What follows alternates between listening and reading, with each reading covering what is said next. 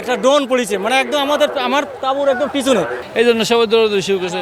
আমি তো মনে করছিলাম মানুষের পায়ের তলায় পড়ি মারা যাওয়ার মতো অবস্থা, যে অবস্থা হয়েছিল। মাওলানা সাদ সাহেবের কারণেই এই বিভ্রান্তিটা শুরু হলো। وزينه في قلوبنا يا مصرف القلوب صرف قلوبنا على طاعتك فإذا فعلت ذلك بنا يا أرحم الراحمين أغفر به علينا مصائب الدنيا لا সমস্ত ধ্যান দিন থেকে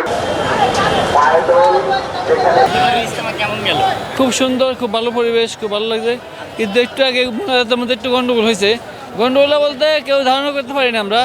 ওই যে একটা শব্দ হয়েছে, কেউ বলতেছে যে একটা উপর থেকে কি শব্দ পড়ছে তাঁবুর উপরে, ক্যামেরার ড্রোন নাকি, ওই জন্য একটা শব্দ হয়েছে। তো সব মনে করছে তো কোনো এক বিকল্প কিছু, এই জন্য সবাই দৌড়াদৌড়ি শুরু করেছে। আল্লাহ কাছে হেদায়েত চাওয়া হয়েছে, গুনাহ মাফ চাওয়া হয়েছে, কীভাবে ভালোভাবে জীবন জিন্দিগি গঠন করতে পারি এইভাবে চাওয়া হয়েছে আর কি। বিশ্ববাসীর জন্য দোয়া চাইছে, মুসলমানদের জন্য দোয়া চাইছে, তারপর আমাদের ভালোভাবে চলতে পারি, আমরা মানুষের উপকার করতে পারি, আল্লাহর দিন কায়েম করতে পারি, এই আর কি। আমি সাতক্ষীরা থেকে আসছিলাম, সাতক্ষীরা। হ্যাঁ, বাড়ি চলে যাচ্ছি। ইজতেমা মানে নিরাপত্তা ব্যবস্থা খুবই ভালো, সব দিক দিয়ে কোনো ত্রুটি নাই। শুধু একটু মোনাজাতের সময় সমস্যাটা হয়েছে, একটা ড্রোন পড়েছে, মানে একদম আমার তাঁবুর একদম পিছনে। হঠাৎ দেখি যে লোকজন মানে একদম ঝড়ের বেগে চলে আসতেছে। পরে বোঝা গেল যে কিছু না, আমরা তো অত্যাধিক ভয় পেয়ে গেছিলাম। আল্লাহর অশেষ মেহেরবান।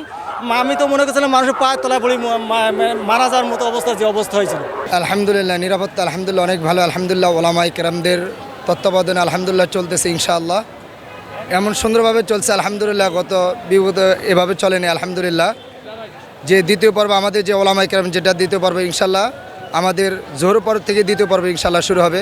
প্রথম পর্বে আমাদের ওলামায়ে কেরাম দোয়া করে আলহামদুলিল্লাহ দেশবাসীর জন্য দোয়া করছেন। আল্লাহ তাআলা যেন আমাদের দেশবাসীকে হেফাজত করেন।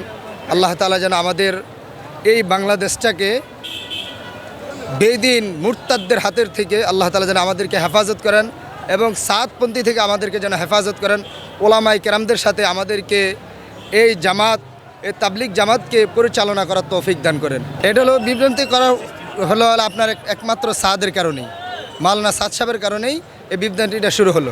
আলহামদুলিল্লাহ, আল্লাহর কাছে মুনাজাত চাইছি আল্লাহ তাআলা যেন আমাদেরকে সবাইকে জান্নাত দান করেন, আমাদের বাংলাদেশটাকে হেফাজত করেন, সারা পৃথিবীর মুসলমানকে যেন আল্লাহ তাআলা হেফাজত করেন। এটাই দোয়া করছি আল্লাহ তাআলার কাছে।